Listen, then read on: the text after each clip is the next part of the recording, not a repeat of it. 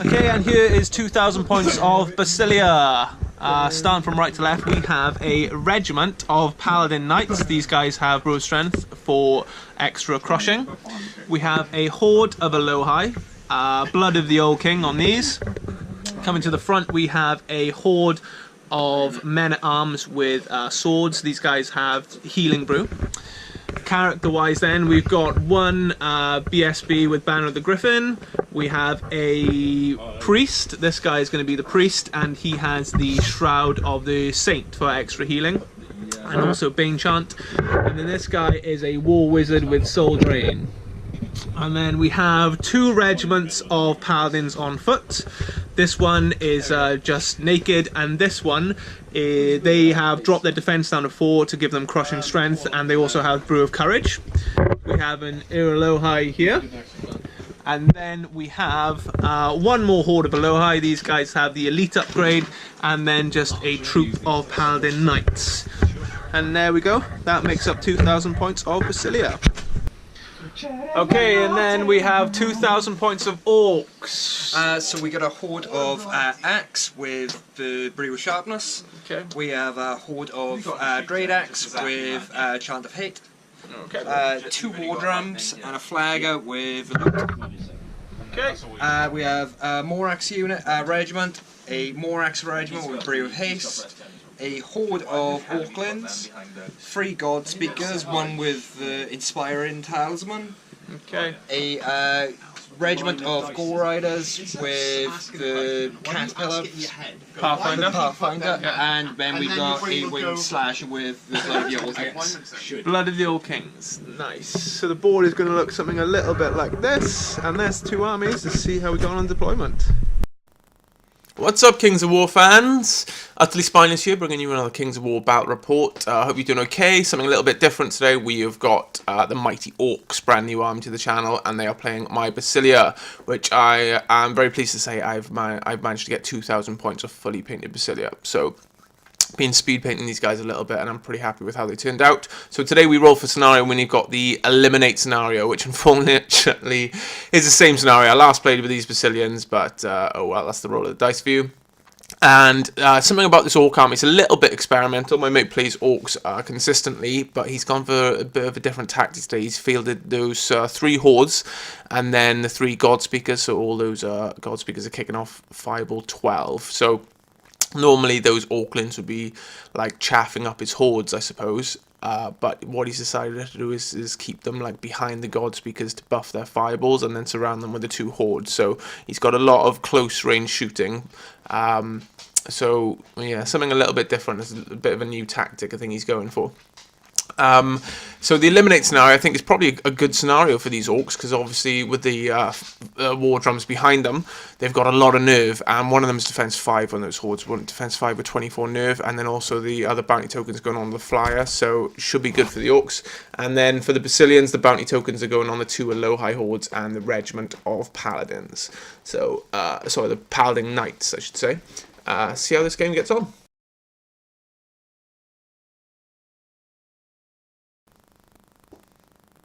And Basilea get first turn and move up quite aggressively, really. The troop of cavalry on the right-hand flank there have gone up as far as they can, and the 2 Alohi hordes have gone up as far as they can.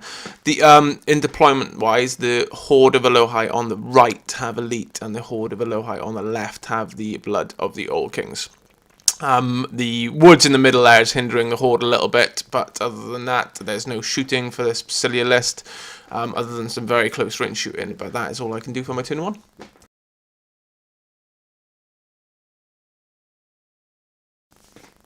So there's the movement for Orc turn 1 then, and some very, very conservative movement. As you can see, the horde on the right-hand side have pivoted outwards to meet the charge, but have moved just back away, so they're still not within charge range.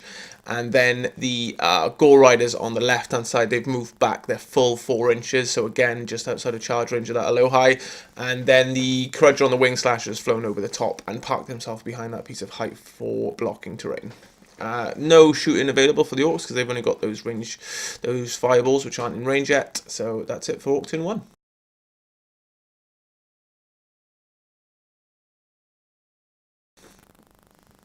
And there's movement for Basilea turn 2, so the Aloha Horde have just nudged up a little bit, again keeping out of charge range. Because of the scenario, I'm having to play quite conservative with these Aloha. I can't really force the issue because at the end of the day, those Gore Riders, they're going to put, like, 7, 8 wounds, maybe even 9 wounds on those Aloha, and they are inspired, but you could always just roll really well and pop them, so the scenario means there's really no point in taking any kind of risk with them. The Aloha has moved up pretty far as well, and the regiment of Paladin Knights have decided to go up and pivoted to the left. The woods is really slowing me down on the right hand side, so I'm having to keep all my infantry they can't march up, so I'm keeping them all in a line. I don't want the paladins to move up too far ahead of the horde. And then same on the right hand side, just quite conservative movement with the Aloha, and then I've pivoted the troop of knights outwards. So again, no long range shooting. That's it for Basilea turn 2.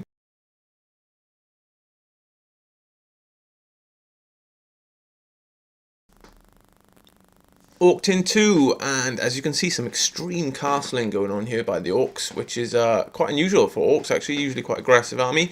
So everything's gone back, those Gore Riders have gone back as far as they can, and so have the Moraxes on the left hand side, and the Crudger on the Wing Slasher has decided to just pop back behind his lines again.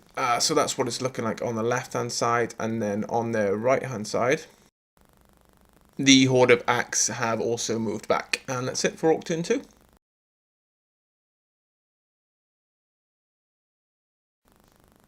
So Basilea turn 3 then, and again no charges declared because nothing is in range, but I have made some very aggressive moves with my El Aloha guy, so I've flown him right over the top and pivoted him so he's facing the right hand side of the table, and the Aloha Horde that are on the right hand flank, they've gone up, so I will definitely be charging something next turn.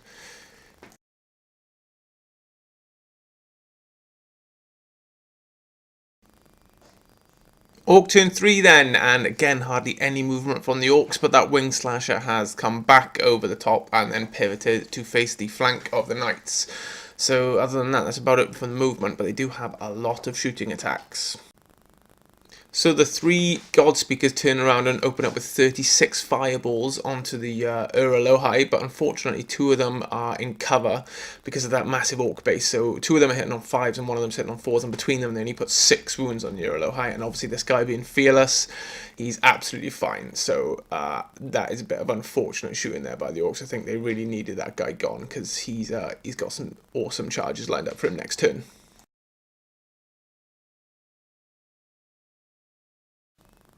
So Basilea turn 4 then, and finally some charges have been declared, and it's a triple charge into that horde of axes. Well, the Aloha horde on the right, those guys have elites, don't forget, and then that Aloha in the back, he's kicking out triple attacks, which is 18 attacks, and that guy's crushing 2 Thunderous Ones, so he's wounding on 2s. So between the 3 units, I don't think they should have any problem seeing off that horde of Orcs. Meanwhile, in the middle, the Paladin Knights have just pivoted to face the Wing Slasher. Again, that's a bounty holding unit, so I can't afford for them to get flanked or rear charged. So I just had to pivot to face him. And then the Aloha have pivoted towards the centre as well. So if he does charge a Paladin Knights, at least they've got a counter charge lined up. And then the Wizard has also opened up with his Fireball and put 3 wounds on the Wing Slasher. And in the only combat then, between the 3 of them, they managed to put 22 wounds on that horde of axes, and anything but double 1 routs them, and they are routed, and then they reform to face the centre. And that is it for Basilea turn 4.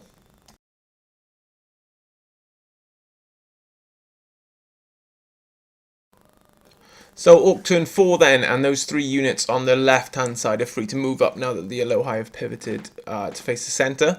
And then the Winged Slasher in the middle, instead of charging anything, has decided just to pivot and then move and then pivot. So he's now like way into the Basilea half. And the only charge declared for the Orcs is the War Drum into that flank of that Aloha. Shooting wise, though, those 3 God Speakers move out, and between them open up with 30 fireballs on the horde of Aloha, but just some really bad rolling means they only put 1 wound onto that horde, which is obviously instantly Iron Resolves back. So pretty poor there. And then combat-wise, that War Drum, he puts 1 wound on the Alohi, which he instantly Iron Resolves back. And I also remembered then that I didn't Iron Resolve the wound back from the last time he got shot, so that's why he's dropped down 1 wound. And that is the end of the Orc turn.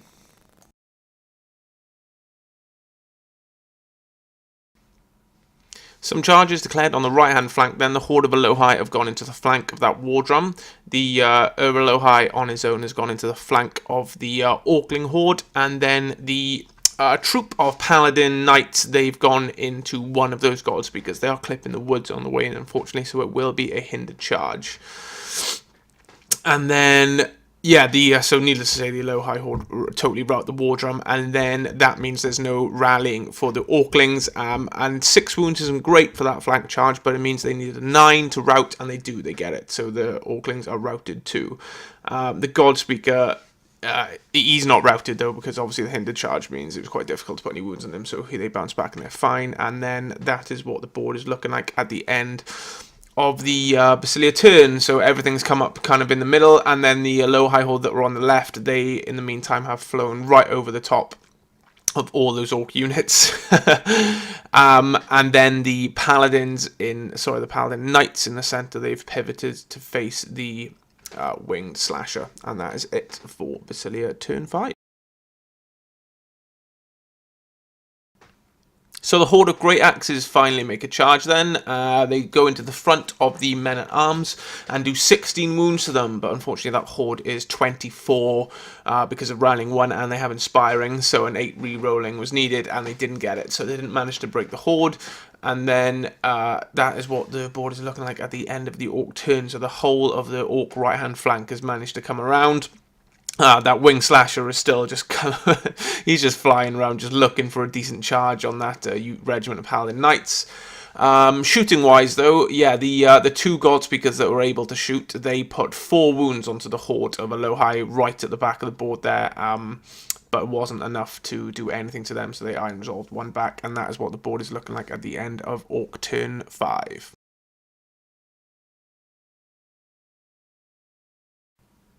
And here is the Basilian response in turn 6. 4 units have charged into that Horde of Great Axes. The Paladins are in the flank, another unit of Paladins in the front, the Men-at-Arms in the front, and then the Alohi in the rear, just for good measure.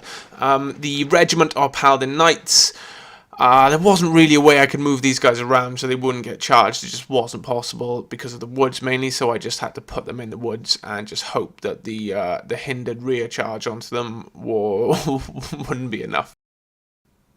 And that is what the board is looking like at the end of Basilea turn 6. Needless to say, all those charges was more than enough to break that unit of Moraxes and one out. And in the meantime, the Horde of Men-at-Arms have been healed a little bit, and also that troop of Paladin Knights, they have managed to rout that God Speaker after recharging him. Orc turn 6 then, and potentially the last turn of the game, and that lonely War Drum there manages to get a flank charge into the Horde of Men-at-Arms. Shooting wise then, the God Speaker, the 1 God Speaker that's left, manages to open up onto the Horde of Alohi and puts them up to 6 wounds. Again, some just not very effective fireballs there, and they Iron Resolve 1 back straight away. And then combat-wise, the Wing Slasher finally manages to get a charge onto the regiment of Paladins in the wood, and he pops his Blood of the Old King as well, which I'd forgotten about, so that certainly helped him, because he was hitting on 4s, but he was re-rolling his 1s, and he puts 15 wounds on the regiment of Paladins, and that is enough to rout them. So those guys have done nothing all game except for run around in circles and then charge into the woods and then get recharged by a dragon. But that is it. That is the end of Orc turn 6.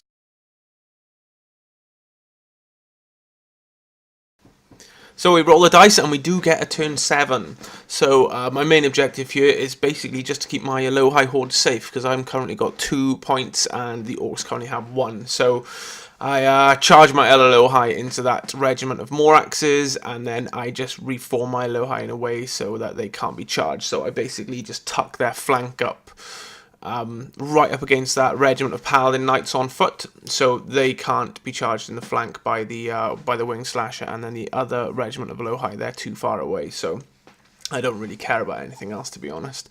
As long as those two units are safe, that's fine. So that's basically what I do in my turn, and that is, I don't think I route that unit of Moraxes, so they're fine, and that is the end of Basilea turn 7. So Orc turn 7 then, and lots of charges declared. The Gore Riders go into the front of the heavily wounded horde of men-at-arms. The Wing Slasher goes into the flank of those Paladin Knights on foot, and the Moraxes counter-charge into the Alohi. So lots of combat here, and they do manage to rout everything they charge this turn, but unfortunately it's not the right targets for the Orcs, because none of that stuff actually matters objective-wise. The only thing that does matter is that one remaining God Speaker who has Fireball 9, and then obviously he shoots the horde of Alohi, but fails to do a single wound. So Fireball's been completely ineffective this game, shooting at defense 5 units, and that's pretty much been the downfall of the Orcs today. And that is what the board is looking like at the end of the game, and it is 2 points to the Basilea for killing the 2 hordes of Orcs, and it is 1 point to the Orcs for killing that regiment of Paladin Knights. So it's a 2-1 victory to Basilea. So there we go, guys, and a very quick bat report this time. Really not much to cover the first 3 turns of the game. Thanks to a very defensive kind of tactic used by the Orcs, which didn't really work out for them, to be honest. I think too much faith was placed in Fireball 36, and without piercing and a very close range on Fireball, just not really effective, especially when shooting against defense 5 units. So probably not the best tactics there for the Orcs, but oh well, like I said, quite experimental. And my MVP for this game has got to go to the Alohi, because this guy just did an absolute job. He got he got 2 rear charges actually on both the hordes, which are the 2 units that scored the bounties, and he also managed to rout the horde of Orclings on his own. So he actually routed 3 hordes. Well done to him. That's it. Hope you enjoyed that one, guys. I'll catch you on the next one.